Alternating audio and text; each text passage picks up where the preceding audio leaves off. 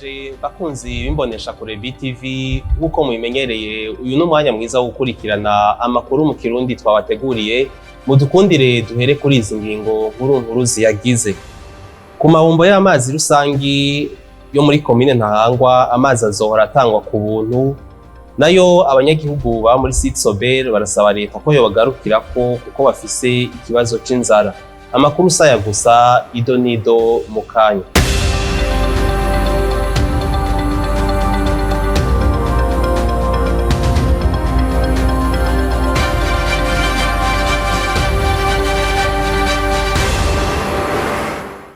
Turasubiye kubaha ikaze mwebwe mwese muriko muradukurikirana. Uyu n'umwanya wo gukurikirana ido nido y'amakuru twabateguriye.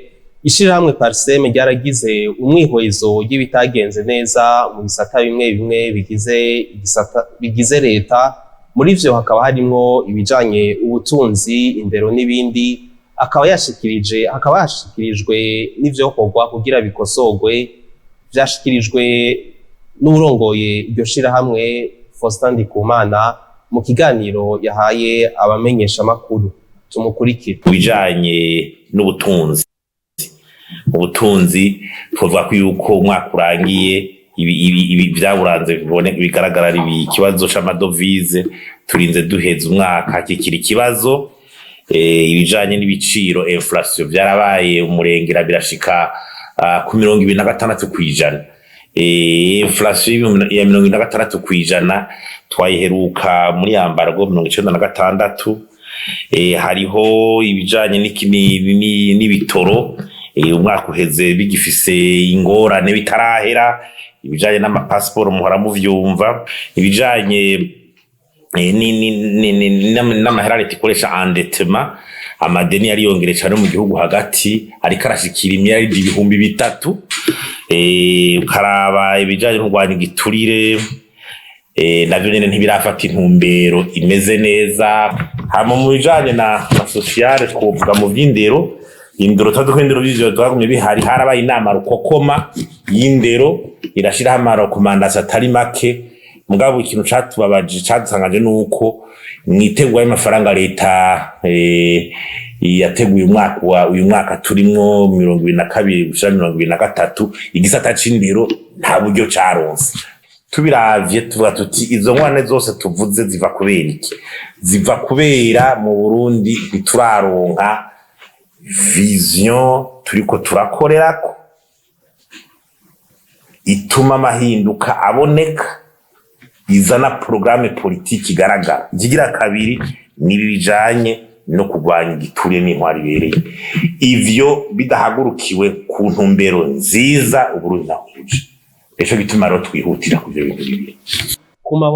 Ku mabombo rusangi yo muri komine Ntahangwa amazi azohora atangwa ku buntu mu ntumbero yo kurwanya ikiza ca kolera, vyashikirijwe na musitanteri wa komine Ntahangwa. Inkuru dukesha ingingo yafashwe yo guhagarika amahera yahora arihishwa ku mabombo y'amazi rusangi kugira abanyagihugu babandanye kwikingira ikiza ca kolera atakibakumira. Ivyo vyashikirijwe na musitanteri wa komine Ntahangwa Ernest Niyonzima mu gihe hari hamaze imisi hibonekeza kolera muri iyo komine arongoye.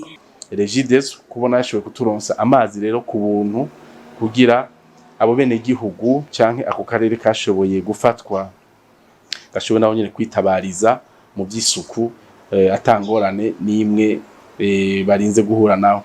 Mbere nkakengurukira yuko iyo ngingo yafashwe muri komine yose muri rusangi, yuko amarobine rusangi kurihisha, murazi ko ibido imwe ku giciro ca Regideso yahora irihishwa amafaranga 5. Rero ayo mafaranga 5 barayadukuyeko, ubumwe n'igihugu ashitse kw'ibombo azoyavoma ku buntu, mbere akoresha ayo mazi no ku buntu. Abanyagihugu barashima cane iyo ngingo naho itarashirwa mu ngiro burundu.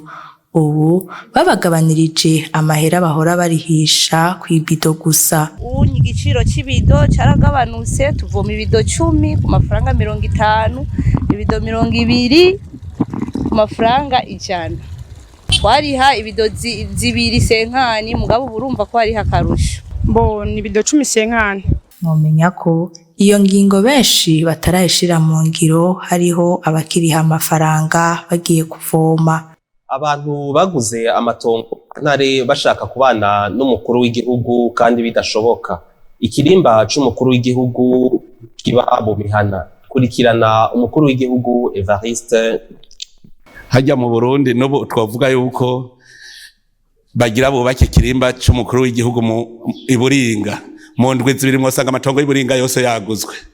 Burya ingorane zabaye bavuze ko bagira bubake ikirimba kwa Ntare hariya, abantu nyene b'indongozi benshi bace biruka kuhagura, hajya bajya mubona sibo none cutuma iyo ndongozi nyene ngwije gufata ingingo yo kwihuta, kuko je barabimbwiye hariho turafise abakirisu muri iki gihugu, hariho umukirisu yabibwiye arambwira ati hajya antubone bajya ngo nibo ngo naje ari je ndafise hitongo nanje naciye ngura, rero je sinogira imyigaragavyo twe duca dutuma bajya tukanabasororera baba aribo batonda.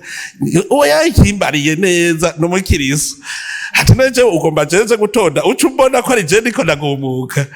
Hanyuma hari n'uwundi yanyandikiye, wewe yanduyikiye message nawe nkuko nyene wabajije, yambwiye aturabona je nafashe akadeni mu kuhagura ngo none ngo nagomba ngo mbanze ko mutotugira n'ingoga ngo aho kadeni ndakishure. Muna mashikiragazi je nababwiye nti abana n'abigihugu, umurundi wese ategereza kuronka haba mu gihugu ciwe, nuva ntibakomora cavuga nti bajya reka tubatorera umuti, nti uko nasanze n'udutongo bafise atari tunini yuko tububakira ikigwati. Mbere naramaze no kuvuga baje kuraba aho twakibagirira hariya haruguru nyene, hari handi hantu hari hadegekanijwe kuzokubakwa ikirimba cy'umukuru w'igihugu, mugabo mu myumvikano n'ishira hamwe ry'abashinwa ryabigira barahase. Cavuga ntigenda muhandabire duce tubaka ikigwati, umwe wese azogenda asanga inzu yiwe yubatse.